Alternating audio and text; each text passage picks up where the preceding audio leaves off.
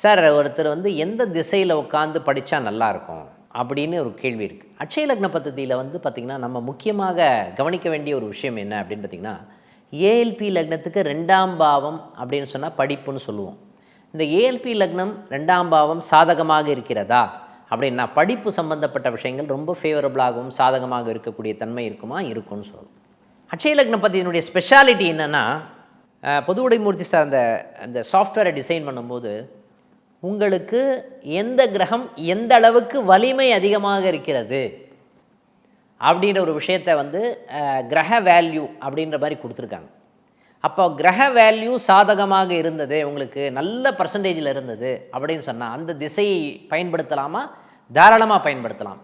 நீங்கள் ஏஎல்பி லக்னத்துக்கு 2ஆம் இடத்துக்குரியவன்னு சொல்லப்படுகின்ற விஷயம் வந்து உங்களுக்கு சாதகமாக இருக்குதுன்னு வச்சுக்கோங்களேன். நீங்கள் வடக்கு பக்கமாக உட்கார்ந்து நீங்கள் படிச்சிங்க அப்படின்னு சொன்னாவே அது சம்பந்தப்பட்ட நிகழ்வுகள் உங்களுக்கு நல்ல வந்து கவன ஈர்ப்பு சம்பந்தப்பட்ட விஷயங்கள் சாதகமாக இருப்பதற்கு உண்டான தன்மை கொடுக்குமா? கொடுக்கும்னு சொல்லலாம்.